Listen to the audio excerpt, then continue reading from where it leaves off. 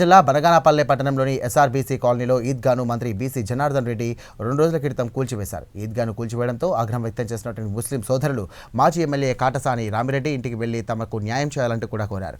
వారితో కలిసి పడగొట్టినటువంటి ఈద్గాను పరిశీలించడానికి బయలుదేరిన కాటసాని రామిరెడ్డిని పోలీసులు అడ్డుకొని హౌస్ అరెస్ట్ చేశారు.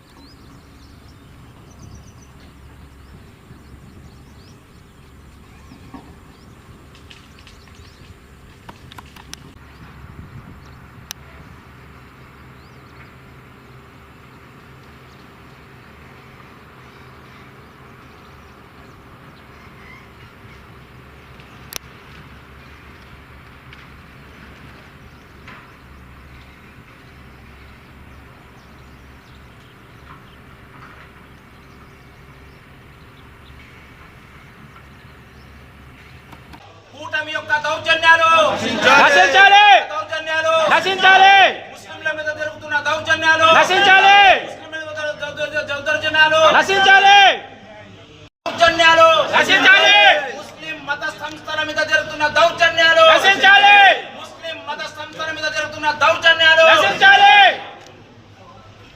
పోలీస్ జులుం నశించాలి పోలీస్ జులుం చెప్పండి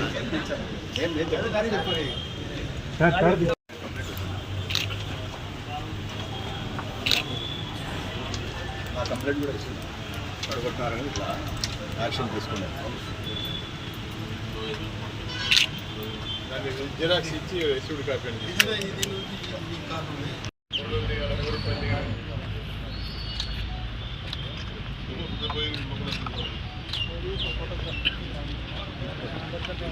ఆయన కూడా పొద్దున మాట్లాడదాం అని చెప్పి పొద్దున రమ్మని చెప్పి నైటే ఎవరికి చెప్పా పెట్టకుండా వారి యొక్క అనుచరులతో సొట్లైన్లతో రాత్రే ఈద్గాను కూల్చడం జరిగింది. ఈద్గాను కూల్చిన తర్వాత ప్రతి ఒక్క ముస్లింలో ఒక చర్చ మొదలు కావడం జరిగింది. ఆ టైంలో నేను కూడా విజయవాడలో ఉన్నందువల్ల నేను కూడా నాకు కొద్దిగా పొద్దున కూల్చిన తర్వాత పొద్దున తెలిసింది. మరి ఈరోజు ఆ యొక్క ఈద్గాను సందర్శించి ముస్లింల వద్దతో అందరితో కూడా మాట్లాడాలి, దాని పూర్తి వివరాలు కూడా తెలుసుకోవాలనే ఉద్దేశంతోనే ఈరోజు ఆ యొక్క ఈద్గా స్థలం దగ్గరికి మేము వెళ్తూ ఉంటే పోలీసులు వచ్చి మీరు ఈద్గా దగ్గరికి వెళ్ళడానికి వీల్లేదు, ఎందుకంటే శాంతి భద్రతల సమస్య ఏర్పడుతూ ఉంది, ఈ కమ్యూనల్ ఫీలింగ్ వస్తూ ఉంది. ఎందుకంటే ఇక్కడ మనగానపల్లిలో ఈ యొక్క మైనారిటీలందరూ కూడా చాలా వరకు ఈ యొక్క ఈద్గా విషయంలో అసంతృప్తిగా ఉన్నారు. మీరు అక్కడికి పోయి రెచ్చగొట్టే విధంగా మాట్లాడితే మాకు డిపార్ట్మెంట్కు లా అండ్ ఆర్డర్ ప్రాబ్లం వస్తుందని చెప్పి ఈరోజు నన్ను హౌస్ అరెస్ట్ చేయడం జరిగింది. ఏదేమైనప్పటికీ కూడా ఆయన మంత్రి గారు కూర్చున్నటువంటి ఈద్గాను నేను సందర్శించడానికి వస్తే పోలీసులు అడ్డుకోవడం అనేది చాలా బాధాకరమైన విషయం. ఉద్దేశం మాత్రమైతే లేదు, ఖరాఖరిగా అల్లా సచ్చిగా ఖురాన్ సచ్చిగా అది కేవలం అక్కడ ప్లేస్ చేయాలా. రంజాన్ అప్పుడు ఎంతోమంది సోదరులు ఉపవాసం ఉండి ఒక 4 రోజులు ఆ చివరి రోజు అక్కడ రంజాన్కి నమాజ్ చేస్తారు, అదేవిధంగా బక్రీద్కి నమాజ్ చేస్తారు. అటువంటి స్థలాన్ని తెలిసి ఒక నమాజ్ చేసే పవిత్ర స్థలాన్ని కూడగొట్టడం ఇంతవరకు సమంజసం. ఇది ఆలోచన చేయాలి. దీన్ని మేము ఏదో ఉద్యమ రూపంలో తీసుకుపోవాలనే ఉద్దేశం ఏం కాదు, తెలియజేస్తున్నాం, ప్రజలకు తెలియజేయాలనే ఉద్దేశంతోనే ఈ పత్రికా సమావేశం ఏర్పాటు జరిగింది. దీనికి ఇప్పుడు మరి ఆ మద్దతుకు చెందిన కొంతమంది టీచర్స్ ఉన్నారు. ఆ టీచర్ని పట్టుకుని ఒక వీడియో కాన్ఫరెన్స్లో మాట్లాడినారు మినిస్టర్ గారు. ఈ విధంగా మేము వచ్చిన తర్వాత దాన్ని నిర్మిస్తామని చెప్పినారు. సరే, నేను అంటున్నా అభివృద్ధి అంటే కూల్చడం కాదు, నిర్మించడం. కూల్చడం ఎందుకు? సరే మీరు నేను కూల్చలేదు అన్నప్పుడు కూల్చిన వారిని పట్టండి. మీ మినిస్టర్ ఉన్నారు, మీకు దేవుడు అవకాశం ఇచ్చారు, ఆ కూల్చిన వారిని పట్టి మీరు యాక్షన్ తీసుకోవాలి కదా. మరి ఇటువంటి కూల్చి మళ్ళీ నిర్మిస్తాము, మళ్ళీ ఇంకోటి కూల్చి ఇంకోటి నిర్మిస్తాము, ఇంకోటి కూల్చి ఇంకోటి నిర్మిస్తామంటే అది ఎంతవరకు సబబు? అందుకే నేను చెప్తున్నానంటే ఇక్కడే రామిరెడ్డి గారు ఉన్నారు. రామిరెడ్డి గారు కట్టాల్సిన అవసరం ఏం లేదు, అదేవిధంగా మీరు కట్టాల్సిన అవసరం ఏం లేదు. మేము ఏ విధంగా గతంలో నిర్మించుకున్నామో ఆ విధంగానే నిర్మించుకుంటాం. మీరు అభివృద్ధి చేయాలంటే చేయండి.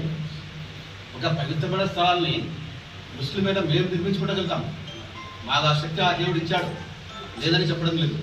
మాకు రానడే అవసరం ఏం లేదు, కట్టాల్సిన అవసరం ఏం లేదు, అది మీ అవసరం కూడా లేదు. ఒకవేళ మీరు పడగొట్టి కట్టిస్తామనేది ఎంతవరకు సబబు? మీరు ఈరోజు మన బనాన్పల్లెలో ఈ ఫ్రెష్ పెట్టడానికి కూడా మనము చాలా బాధపడుతున్నాము. ఎందుకంటే నాకు 47 సంవత్సరాలు ఉన్నాయి. ఇంతవరకు కూడా బనాన్పల్లిలో ఇటువంటి ఘటనలు జరగలేదు.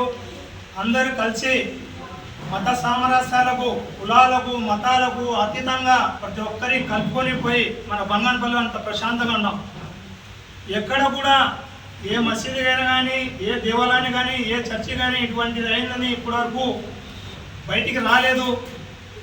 ఈరోజు మనము ముస్లిం అయి ఉండి ఎందుకు ఇంత బాధకు, ఇంత శోభకు గురి అవుతున్నామంటే, ఒక పవిత్ర స్థలాన్ని ఎవరికి చెప్పకుండా చేయకుండా రాత్రి 1 గంటకు పోయి పొలగొట్టడం అంటే అది ఒక ముస్లిం మనోభావాలకు దెబ్బ తీస్తాయా లేదా అని ఒకసారి ఆలోచన చేయండి.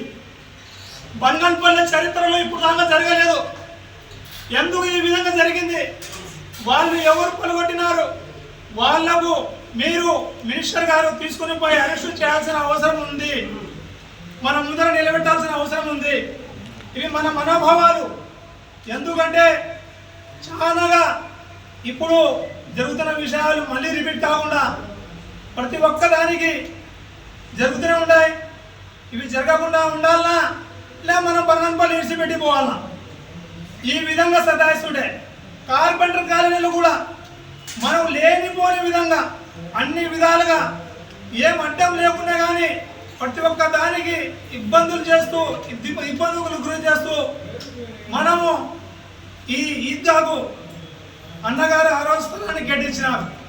ఒక పవిత్ర స్థలంగా భావించి ప్రతి ఒక్కరూ రంజాన్కు, బక్రీద్కు నమాజులు చదవడానికి ఆడికి మనం పవిత్రంగా భావిస్తాము.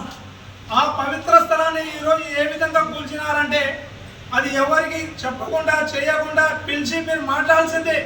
ఒక హైవే రోడ్డు పోతున్నాడో దానికి అడ్డం వస్తే ప్రతి ఒక్క ముస్లిం సోదరుకు పిలిచి మాట్లాడి అడ్డం వస్తుంది, దీన్ని ఏం చేయాలని చెప్పాల్సింది. చెప్పకుండా చేసి మనకు చాలా బాధ పెట్టినారు. చాలా మనుషులు బాధపడుతున్నారు. ముందరికి కూడా రావడానికి కూడా వాళ్ళు అంగీకరించలేకపోతున్నారు. ఈ బాధను మేము మీతో చెప్పుకుంటున్నాము. అన్నగారు దయచేసి దీనిపైన యాక్షన్ తీసుకొని ప్రతి ఒక్కరికి న్యాయం చేయాలా.